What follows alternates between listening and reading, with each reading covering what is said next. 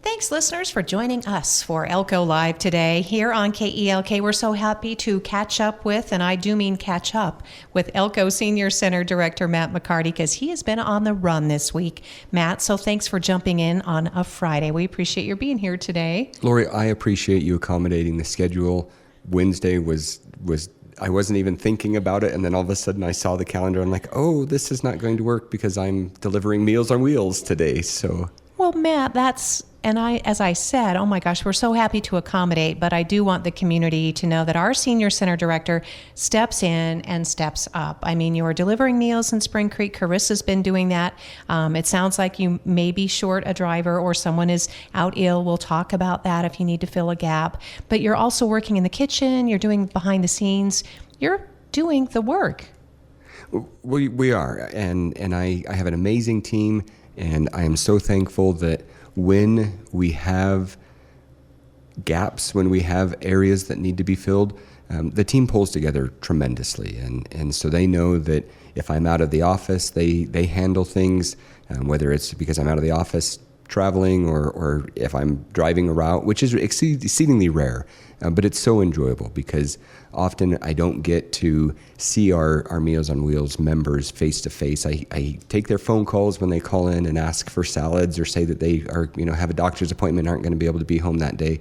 So I get to visit with them, but I don't get to see them nearly as often. So it's a blessing to be able to go out there, but it does interrupt the normal flow of things. And yeah, we go from there. And we are a bit shorthanded. Elko County, we are all Elko County employees, even though the senior center itself is a nonprofit. The employees are employees of Elko County, and that allows us to have a benefits package that we wouldn't normally be able to have. So we're thankful for that relationship and that partnership, and they are working on helping us to get folks. We've hired people over the past month, but because of timing, sometimes we just can't get them into the required training classes that are needed through Elko County, and until they go through those training classes, we can't get them started. And then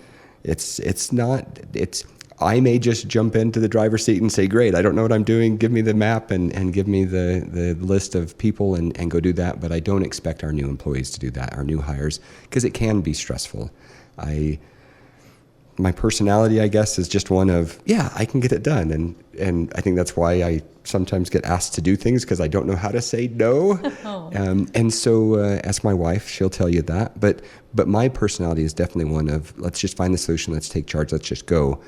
But it has a tendency that it could scare someone away. And with a new employee, we don't want to do that. So we appreciate the patience of our members that are coming to our congregate meal and have seen some things different and may not be able to visit with Carissa or I, and certainly with our Meals on Wheels members, because when Carissa or I are driving, they're getting lunch later than they usually expect, because we get turned around sometimes and Google will send us to the left when we should have gone right, and those things happen. Oh boy, they'd have to send out a search party for me if I was trying to do Meals on Wheels, especially in Spring Creek. Such a beautiful community, but it's very spread out. Thank you, Matt, for jumping in that driver's seat, as you said. And that's a perfect segue to the topic of meals and food security and food boxes, maybe any impacts of the government shutdown, because these are very crucial times for some of our most vulnerable citizens. They are, and it's one of those things that also is a blessing when I get to visit with folks through the Meals on Wheels program, because these are our most vulnerable members that we serve. And it was amazing how many times I would walk into a home and they would just look at me and just say thank you, because they're so appreciative of the meal. And for us to be able to present that to them, to deliver that to them, it makes my heart warm, and it is something that is needed in our community. People don't often see that need, and we are so thankful for those that do and help us with the program, that partner with us. But there is food insecurity, and prices of groceries don't go down. They keep going up, and there may be other options, and we try to be as flexible and as creative as we can, but it has had an impact, and the current state on the national level has impacted our state of Nevada levels. So, for example, our funding, which we're very thankful of from the state of Nevada Aging and Disability Services Division, it stayed flat over 2 years. Last year, we were only able to deliver to 75% of our Meals on Wheels members with state reimbursement. So that meant that 3/4 of the way through, we had to suddenly stop adding new members to our list. And we, in fact, started seeing our numbers drop pretty dramatically. And those are folks that now can't get meals. And that's because of a funding issue. The numbers were flat this year for last year, which means that we're going to be in the same position. And so I'll be going to our board. We have a board meeting here in another week and a half or so. And I'll be asking them, do we stay flat and let those folks not get the meals that they need? Or do we grow our membership at the financial expense of the center? And it's terrible timing because we need to grow. We're not growing out. We're not busting at the seams for the building. Parking lot is the biggest issue, but land is precious. And once land is gone, it's gone. And we have an opportunity now to buy land. So I'm really pushing hard for us to get that land. But at the same time, I'm saying we may need to take a financial hit to be able to provide meals for the members that need it.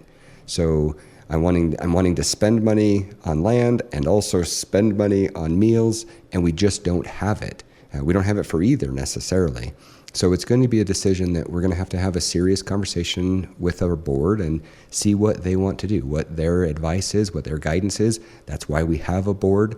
As a nonprofit, they help to direct point us in the direction that they feel is best. And so I'm thankful for their counsel, and we'll see what they do. But it has multiple impacts. One of the things, of course, not being able to have a meal to our seniors is a direct impact to the meal or to the center, to those seniors. But the impact to the center is also that then when the state does get more money, we're further behind on our piece of the pie because it is proportionate. And so now we don't have as many members as somebody perhaps Clark County or Las Vegas. Obviously, they have a lot more senior centers. Washoe County has, like a dozen senior centers or something, and that's fine. But if each of them are growing and we're not, by the time we do get back into the game and we start growing again, we're behind that 8 ball. And it even happens in Elko County with the Elko County tax distribution. We're very thankful that the voters 40 plus years ago allowed those tax dollars to go back to the senior centers, but there is still an allocation. And Wells and Carlin and West Wendover share, along with the Elko Senior Center, that pie. And if the Elko Senior Center stops growing, then our piece of the pie shrinks. And that's great for our outlying communities that have perhaps a harder time fundraising. So it's a struggle that I have, and that my compassionate side says their seniors are just as important as ours, and we may have other opportunities that they don't. But the reality also is my job is to make sure to take care of my seniors and our seniors. And when the pie is shrinking because we can't grow, that's a direct impact. Wow, Matt, thanks. You have a great way of explaining these things, I think, so that the general population can understand whether you're a senior citizen or not.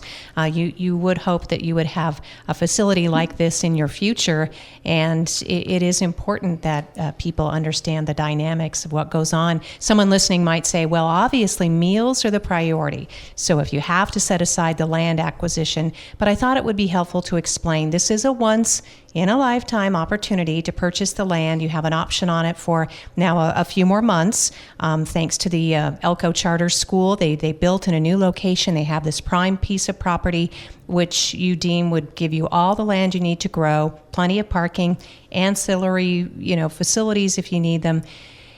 Someone might think, well, could you ask the county to help in the purchase, or even the city county? Could they dip into a capital fund? Could the senior center buy now and say pay back later? Because I know our Elko Convention Center was able to enter into a similar agreement to get them out of a debt situation. Yeah, and that's something that has come up, and I'm still trying to explore the legal ramifications of that. One of the things that we want to be careful of is the prevailing wage monster does affect government. And I understand why the state legislature feels that that's important, but it adds 30+% to building. And from a nonprofit standpoint, we don't have a funding mechanism to pay for that. And so if we can't pay for that, then how do we do that? We don't have a taxing ability to just be able to say, okay, yep, we're going to pay the 30% prevailing wage, because we know that that's going to come through and come back to us. We don't have that ability. Does that apply to just a land purchase, though, or is that what you're researching? And that's what I'm researching. I've had two different conflicting legal opinions. One that has said, yes, it could impact the land, because how are you going to get it back from the county or city or whoever that would be? If they deed it to you, then it encumbrances that land, or there's an encumbrance on that land. Similar to what we've seen with the Girl Scout house, which has been in local media lately.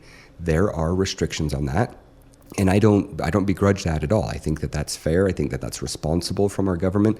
We don't want the city or the county just giving away things, because that does eventually lead to grift and to to cronyism, and there's problems along those lines. So I don't think there's a problem with encumbrances, but we want to be as free as we can be, and having a potential impact where the county or the city would either have to put an encumbrance on it by deeding it to us, or having a prevailing wage impact of 30% or more. Those are things that we're trying to tread lightly on.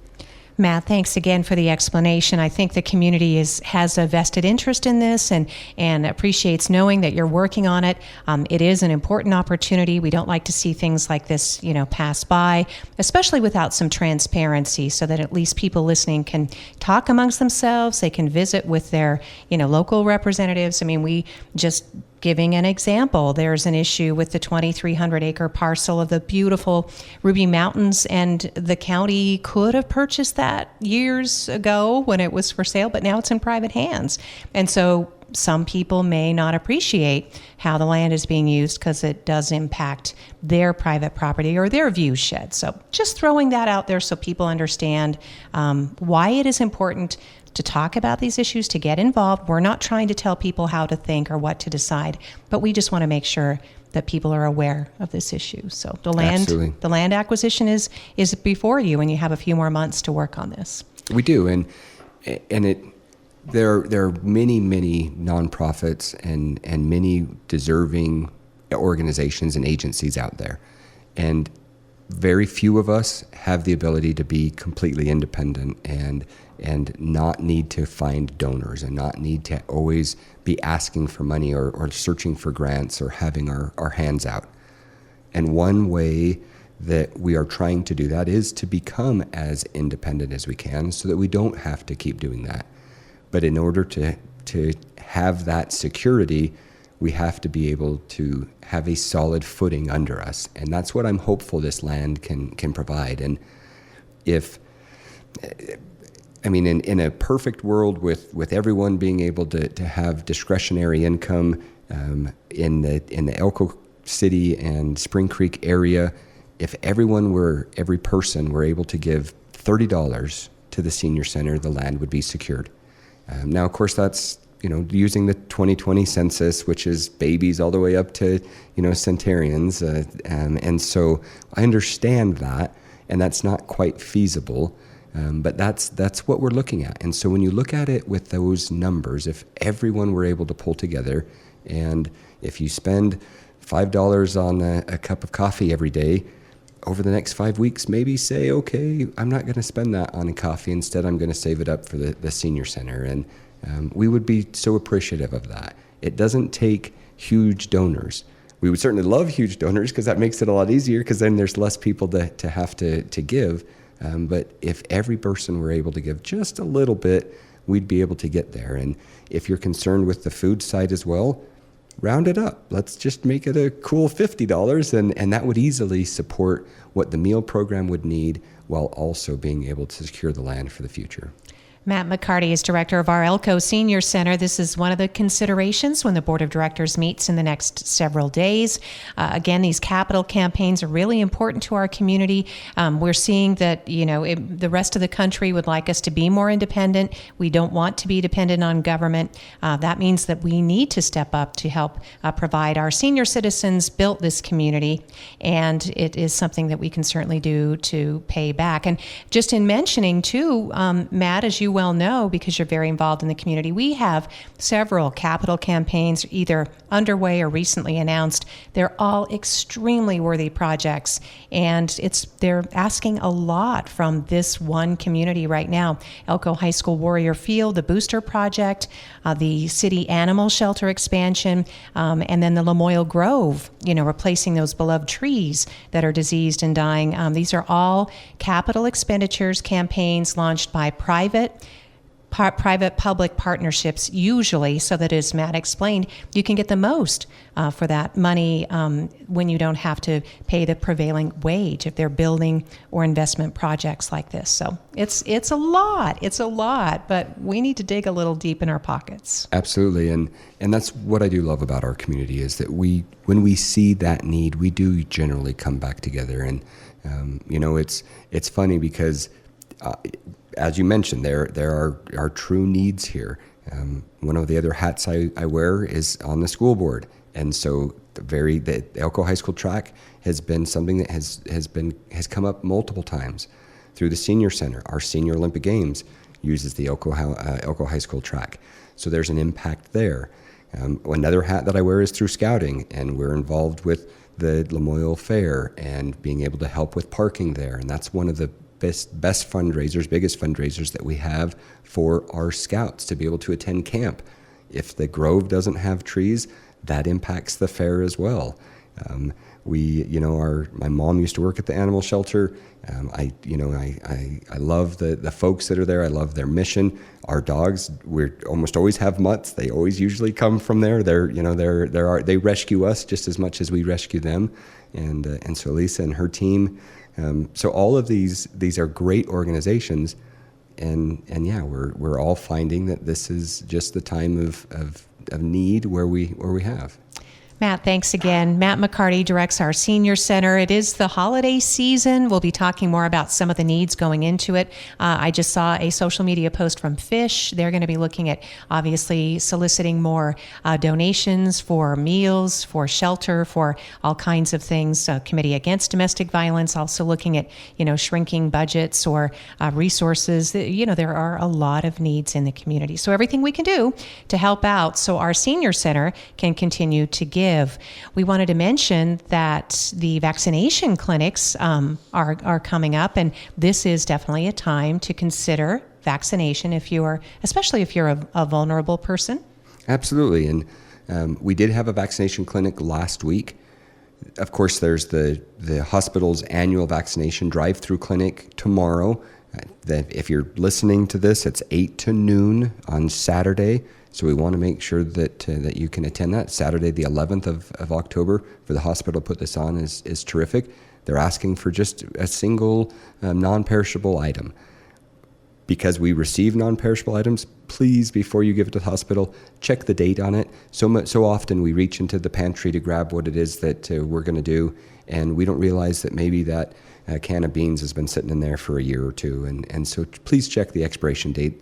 But they have a flu vaccination clinic tomorrow, the 11th of October. And so if you're able to make that, great.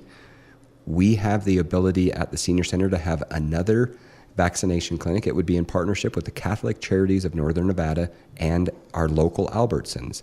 And so if you need a vaccination, please let us know. This most recent vaccination clinic included COVID, influenza, pneumonia. It also included tetanus and RSV and shingles. So those are vaccinations that we can generally, I shouldn't say we, that Albertsons or that one of our partners can generally provide, and we can help you get that. So if you need vaccinations, please call us, 775-738-3030, and we will certainly do everything that we can to help you get the vaccinations that you need. If we can't do it directly, then we can certainly point you in the right direction. many of our local pharmacies are able to do that for no or low cost.